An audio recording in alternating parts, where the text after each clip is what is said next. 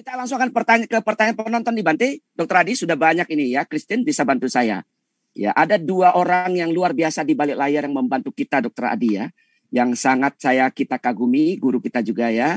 Terima kasih Bante yang sudah di belakang layar kita bersama. Nanti akan saya sampaikan ya kedua beliau ini. Baik, silakan kita lihat pertanyaan untuk Bante langsung di Bante. Iya, ini bacanya bagaimana namanya ini ya? Membaca namanya ini ya, Jean d'Arc. Wah, ini luar biasa ini ya. Mohon maaf ya kalau bacanya salah ini ya. Soalnya di bahasa Perancis saya agak kurang mahir nih Bante. Iya. Namaste semua orang hebat. Tanya untuk Bante ya, jangan bantai ya. Nanti lama-lama jadi bantaeng ya. Ini daerah di Sulawesi ya. Saya baru pulang dari Sulawesi Bante. Dr. Adi ada namanya daerah namanya Bantaeng. Pak Adi, mana ini? Pak Adi ingin hidup bersama istrinya lagi di kehidupan yang akan datang. Pernah dengar di YouTube katanya. Tapi saya pernah dengar dari pengajar meditasi, kalau hidup dengan orang yang sama terus-menerus tidak akan berakhir dukanya. Yang betul bagaimana Bante? Silakan Bante. Silakan dijawab Bante. Ya, baik sekali. Memang ya kalau tadi pertanyaannya seperti Pak Adi, mungkin Pak Adi Baik Gunawan ya maksudnya. Jadi ya. Dalam salah satu penjelasan beliau di YouTube-nya, beliau mengatakan ingin lahir kembali bersama dengan pasangan hidupnya lagi, dengan istrinya lagi, tetap suami istri dan lain sebagainya. Dan ini kejadian ini banyak sekali, bahkan kalau kadang orang nonton film-film gitu katanya juga ceritanya begitu. Wah, semoga di kelahiran mendatang nanti kita bisa ketemu lagi ya, bisa berumah tangga lagi ya. Kalau yang suami istri, kalau yang anak juga nanti kelahiran mendatang, kalau bisa saya juga jadi anaknya lagi ya. Kamu yang nyarikan duit untuk saya terus ya, nyeneng-nyenengkan saya terus ya. Nah, itu ya ada yang seperti itu. Nah, jadi apakah ini jadi duka atau suka ya? Nah, memang di dalam Dhamma pernah disampaikan begini, Pangeran Siddhartha dengan Yasodhara itu ratusan kali sudah hidup selalu menjadi suami istri. Ratusan kali. Jadi bukan hanya 1 kali kehidupan, bukan hanya 2 kali kehidupan, ratusan kali selalu jadi suami istri.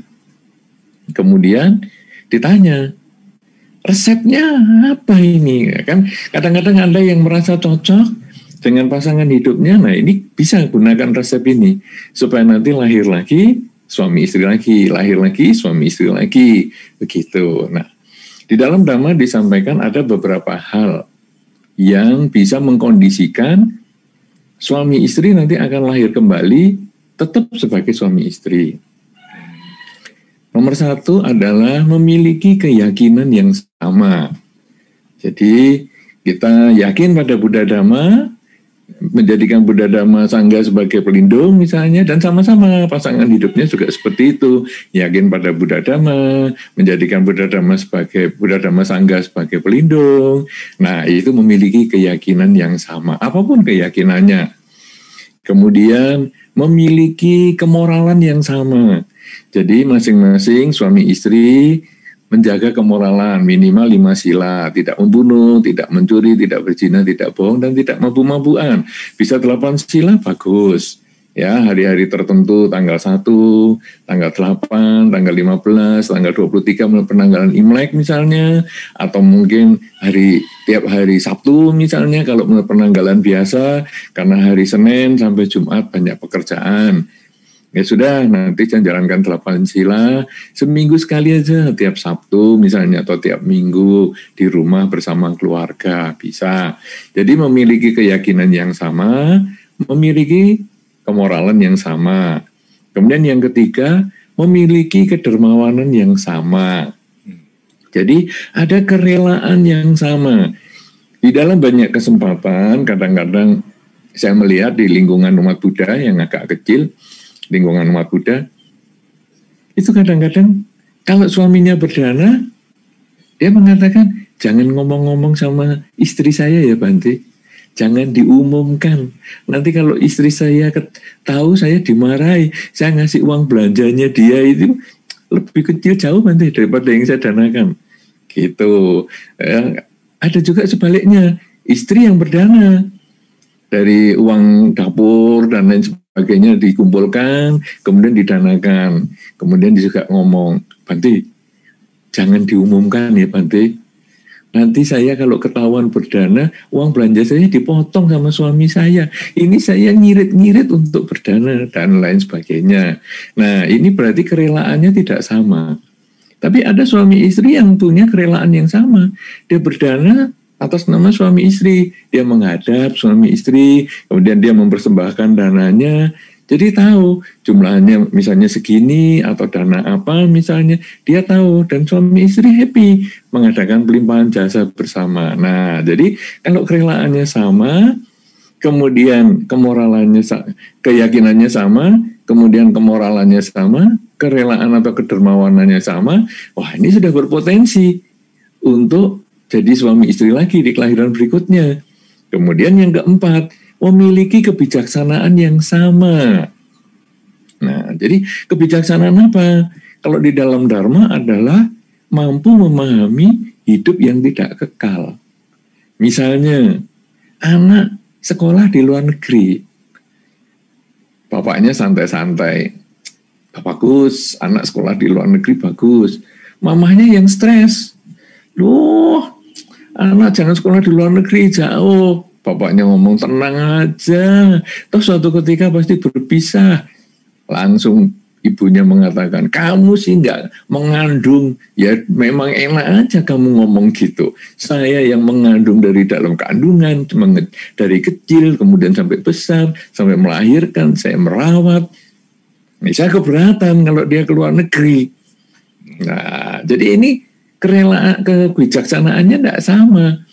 Bahkan kadang-kadang kalau anaknya mau menikah, wah anak perempuan misalnya mau menikah, bapaknya santai, ya sana menikah, kalau bisa cepat-cepat sudah menikah, selesai. Ibu-ibu, aduh jangan dong, aku dulu besarkannya susah-susah, masa sekarang diambil orang. Nah, jadi ini kebijaksanaannya nggak sama. Tapi ada juga orang tua yang kebijaksanaannya sama. Suami istri sepakat, ayo anak kita sekolahkan di luar negeri supaya dia lebih mandiri. Jadi nanti toh orang tua tidak akan hidup sama-sama dengan anak selamanya. Jadi ya biarlah sekarang dia sekolah di luar negeri. Nah ini orang tua yang punya kebijaksanaan yang sama. Kemudian mau menikah anaknya. Oke, ini kan memang sudah saatnya. Tidak mungkin kita orang tua sama-sama terus dengan anak. Nah sekarang mumpung anakku ada yang mau, sudah dikasihkan cepet-cepet sana. Misalnya, atau ya ini bagus nih, calon mantu yang bagus, kita kasihkan. Nah, jadi sama-sama suami istri anak. Jadi kalau dengan 4 kesamaan ini, memiliki keyakinan yang sama, kemoralan yang sama, kedermawanan yang sama, dan kebijaksanaan yang sama, maka suami istri berpotensi untuk lahir kembali dan menjadi suami istri lagi di kehidupan-kehidupan yang selanjutnya. Dan ini sudah dibuktikan oleh Pangeran Siddhartha dan Yasodhara yang ratusan kelahiran. Kalau kita membaca cerita Jataka, ratusan kelahiran, di akhir penjelasan ada penjelasannya Sang Buddha yang mengatakan si A hari itu adalah bodhisattva dan ini adalah saya zaman itu atau bodhisattva dan ini adalah yang dulu ya saudara dan lain sebagainya. Jadi selalu begitu. Nah kemudian pertanyaannya tadi adalah pertanyaan dengan yang namanya sulit tadi, saya tidak nyebut daripada salah, adalah kan hidup ini duka kalau menurut meditator. Ya iyalah, ketika ada tua sakit lahir, tua sakit mati, hidup itu duka. Hidup itu terjadi kemelekatan, terjadi ketidakpuasan. Ya, ini konsep yang berbeda. Kalau tadi lahir kembali suami istri itu menjadi satu kebahagiaan karena kita sudah cocok. Ini zona nyaman. Tapi jangan dibalik ya. Jangan dibalik. Maksud saya begini. Wah, saya sudah tidak suka nih sama pasangan hidup saya. Jadi sekarang saya mau membedakan keyakinan saya.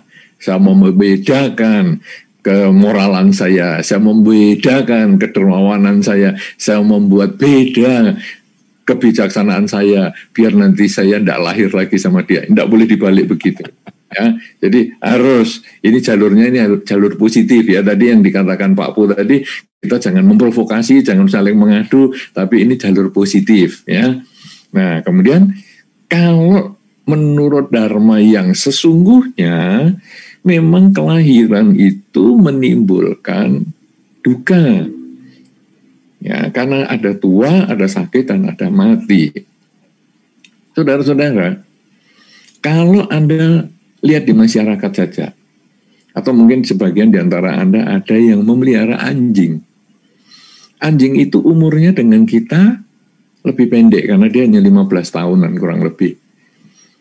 Ketika orang senang sekali dengan anjing, bahagia sekali. Nanti kalau anjingnya meninggal, itu bisa stresnya luar biasa.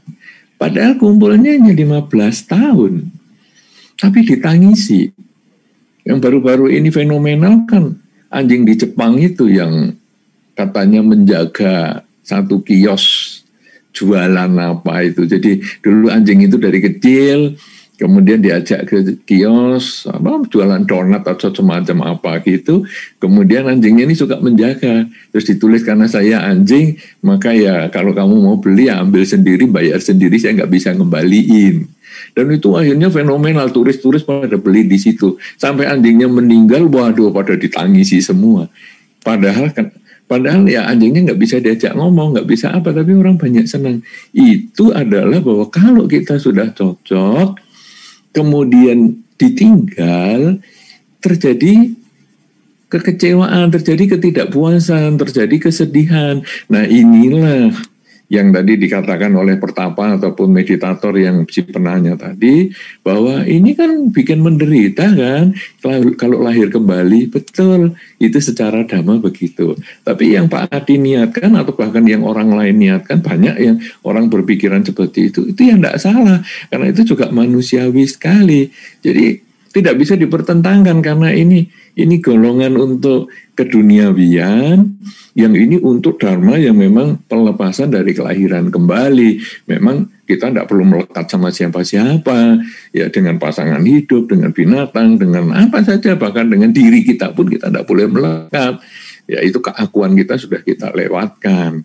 Ya, jadi pertanyaan itu sama-sama benarnya. Jadi jawabannya saya hanya bagaimana orang itu bisa lahir kembali tetap pasangan hidup.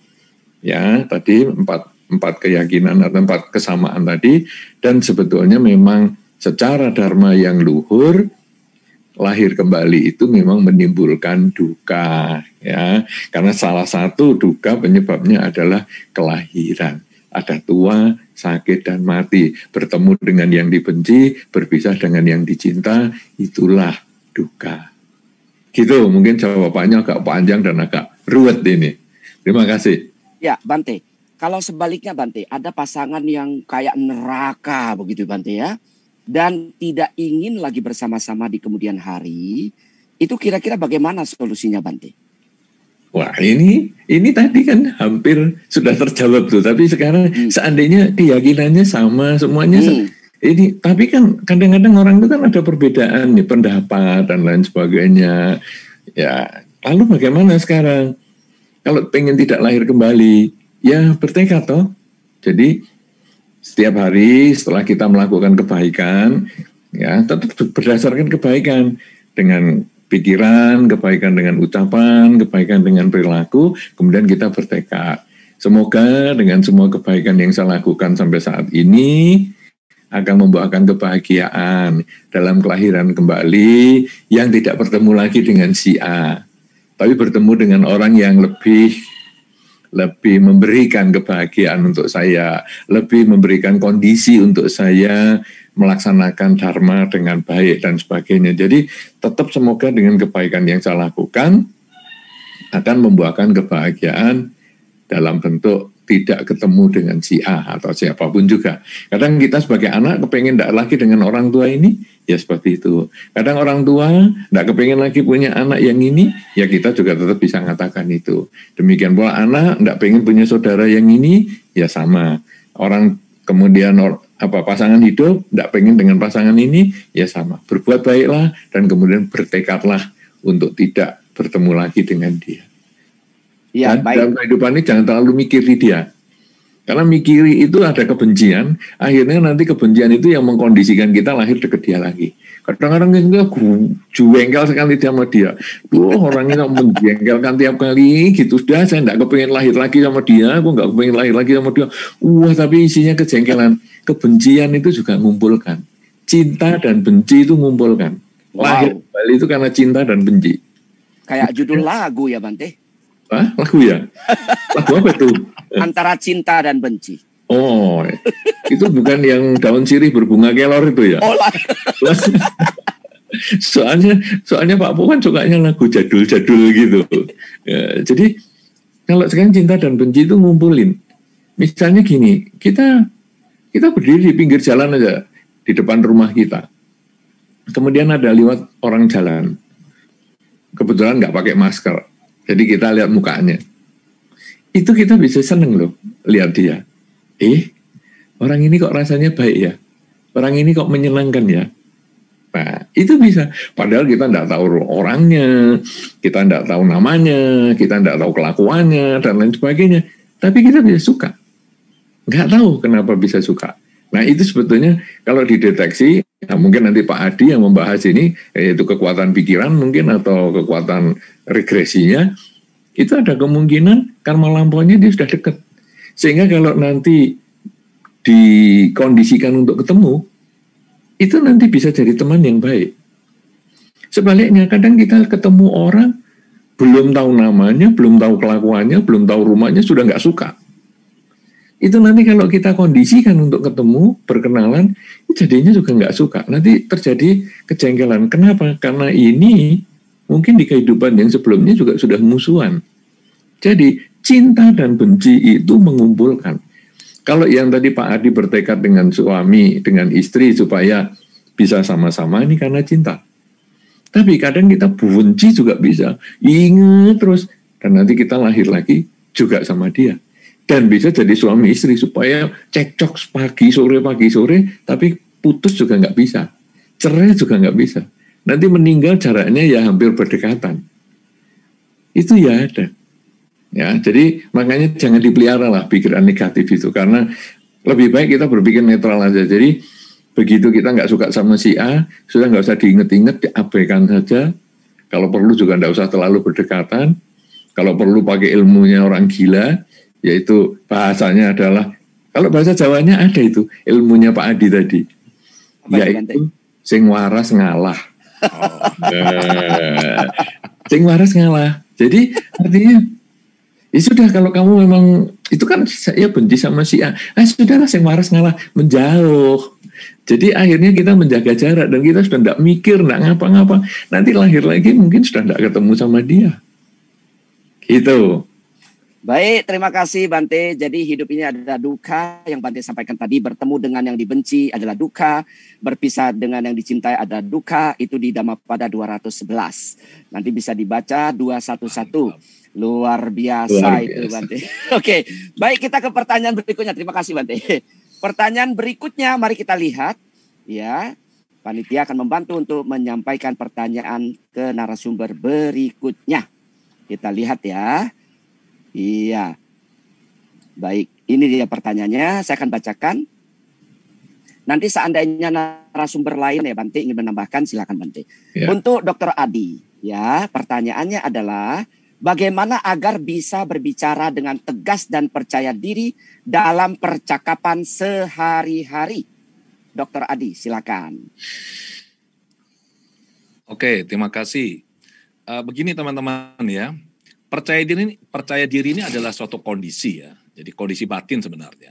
Jadi kalau orang yang kurang percaya diri atau tidak percaya diri, dia memang akan susah untuk bicara tegas. Ya. Maka yang perlu kita lakukan adalah kita perlu meningkatkan rasa percaya diri kita, dan itu ada teknik untuk melakukannya. Orang tidak percaya diri itu biasanya kan dari pengalaman masa kecil, dia mungkin mengalami bullying ya, bahasa Indonesia perundungan, bisa juga karena orang-orang di sekitarnya selalu berkata negatif mengenai dia. Oh, kamu tuh nggak bisa, kamu tuh bodoh, kamu tuh nggak mampu. Itu injeksi, sugesti, injeksi kata-kata itu masuk ke bawah sadar, dan ini disebut dengan imprint. Maka ibaratnya komputer kita ini diprogram negatif terus. maka orang ini akan besar dengan rasa percaya diri yang tidak baik. Ini kita perlu bereskan.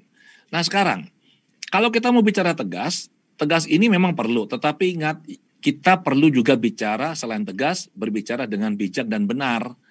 Jadi kita perlu tegas, tapi perlu bijak. Banyak orang tegas tapi nggak bijak, ini tidak baik begitu. Ya, salah satu cara yang bisa saya tawarkan adalah kalau orang tidak percaya diri ya, dia tidak berani bicara dengan tegas dengan orang lain atau di depan umum. Sebenarnya yang mengganggu setiap orangnya, termasuk kita ini semua, ini adalah emosi sebenarnya. Ya, jadi pengalaman masa lalu itu kan misalkan waktu kecil, misalnya nih, dia pernah di depan kelas, kemudian dia misalkan disuruh nyanyi kah, atau disuruh cerita kah, atau mengerjakan soal di papan tulis, dia nggak bisa melakukan dengan mic di depan, kemudian ditertawakan misalkan. Nah, itu kan dia mengalami perundungan, entah ditertawakan teman atau gurunya juga. Kemudian dia merasa dirinya tuh kayak, aduh gimana ya aku ya, dia merasa dirinya minder. Ini harus dihilangkan. Ada satu klien saya ini, orang tuanya kontak saya ini beberapa tahun yang lalu ya. Jadi anak itu begini, anak ini nih kalau bicara tuh, itu saat jumpa saya SMP ya, SMP kelas 1 kalau nggak salah, anak laki. Jadi dia tuh suaranya kecil, nggak bisa keluar. Jadi kalau jalan tuh agak sedikit dibungkukkan badannya. Jadi dadanya agak ditarik ke dalam. Anak laki padahal. Terus orang tuanya bilang, aduh jangan-jangan saya ini terlalu keras sama anak kami. Jangan-jangan saya ini salah mendidik. Saya bilang sama bapaknya ya, Bapak jangan merasa menyesal dulu. Belum tentu loh saya bilang. Jadi jangan menyalahkan diri. Saya bantu kita cari tahu apa masalahnya. Saya carilah masalahnya anak ini apa. Seperti yang tadi sudah Bante jelaskan, saya pakai teknik regresi, saya mencari akar masalah, dan simpel kan, tidak mungkin ada asap kalau nggak ada api, kan seperti itu. Ya, selalu, pasti ada, prinsipnya sama terapi itu. Nomor 1, ini ada masalah. Nomor 2, masalah muncul pasti ada sebabnya. Nomor 3, kalau sebabnya kita ketahui, bisa kita bereskan. Nomor 4, ya kita proses akar masalahnya, kan begitu, dengan teknik. Maka, waktu saya cari, akar masalahnya saya regresi, ternyata itu waktu kelas 6 apa kelas 5 begitu. Ini les, satu kelompok 7 orang, gurunya nanya, dia yakin, dia jawab, suaranya keras.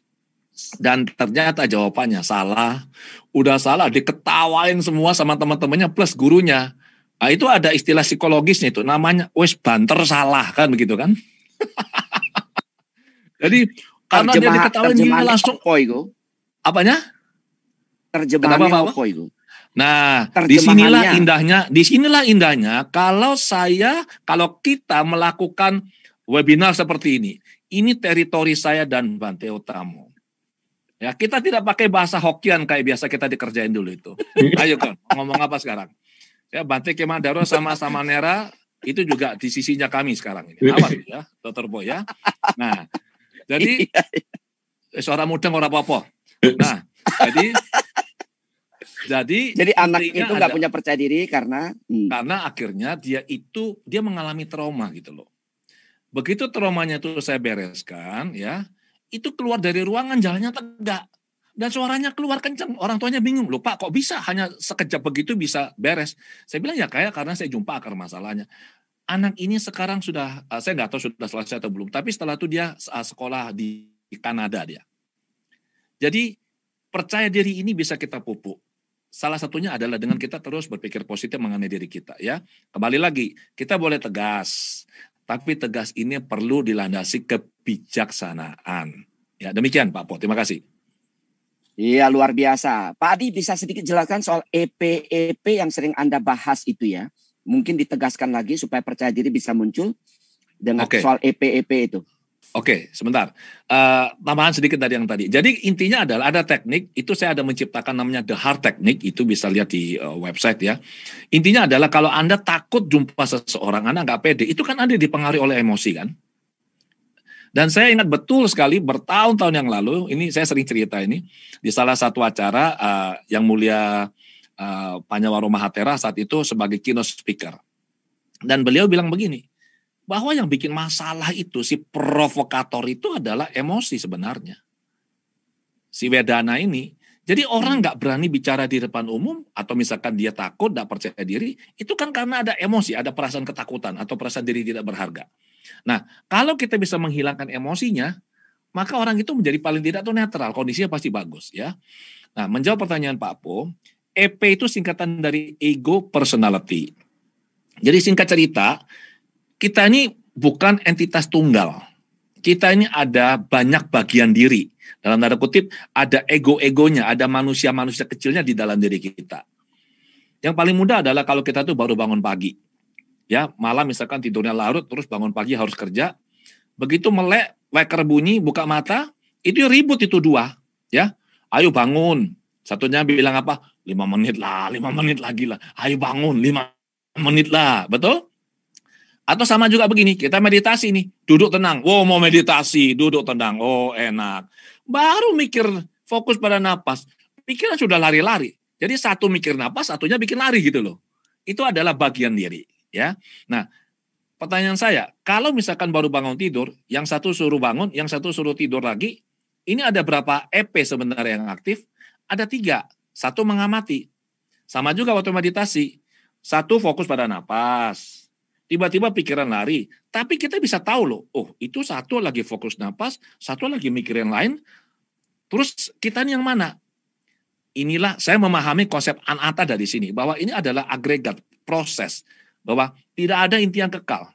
Jadi kita ini semua berubah. Nah, EP adalah bagian diri dan dia punya peran dan fungsi masing-masing Pak Po. Ya, jadi akan sangat berbeda. Jadi pemahaman ini bukan kita orang berpikir begini, saya ini adalah saya, entitas tunggal. Bukan. Kita ada banyak bagian diri dan ini akan aktif sesuai dengan kebutuhannya. Sesuai dengan situasi dan kondisi. Terakhir, yang paling mudah adalah seorang wanita. Kalau dia ini habis mandi, mau ke pesta. Di depan lemari, walk-in closet-nya itu, lemari pakaiannya, dia ambil gaun, dia coba nih. Warna hitam bagus kayaknya. Nanti ada suara gini, bagus. Kemudian yang lain bilang, kemarin ke pesta pakai hitam, masa sekarang hitam lagi? Ganti-ganti, ini yang merah. Oh ini merah bagus. Tapi ada lagi suara bilang, jangan merah lah, terlalu nyolok. Ini kan ribut terus. Kemudian dia biasa tanya suaminya, Mas, Pa, sayang, honey, beb, ini yang bagus mana, merah atau hitam misalkan? Saya beritahu Anda ya, bagi Anda para suaminya. Dan ini bukan curhat ya, bukan ya. Anda jangan jawab. Karena keputusan itu sudah istri Anda buat di pikirannya dia. Kalau ditanya, ini yang bagus yang mana? Anda jawabnya begini, Anda pakai yang manapun tetap cakep. Udah itu aja. Itu jawaban diplomatis dan aman bagi Anda ya. Terima kasih. Iya, jawaban yang tidak akan membuka front perdebatan ya. Luar biasa. Baik, sudah dijawab ya bagaimana tegas dan pede. Kalau dari ilmu komunikasi, 2 hal saja Anda bisa munculkan pede. 1, kuasai materi. 2, banyak minum pil latihan. Saya pernah buat begini Bante, Dr. Adi, penonton yang saya hormati. Itu di Twitter ya, saya bilang banyak minum pil latihan. Lalu ditanya lagi, beli di mana itu Pak pil latihannya Pak? Saya iseng, saya jawab lagi. Pil latihan tersedia di forum-forum diskusi, di forum-forum lokakarya, di forum-forum seminar, dan sejenisnya. Ditanya lagi, di manakah itu? Sudah tidak saya jawab lagi, ternyata ada kesenjangan kecerdasan ya.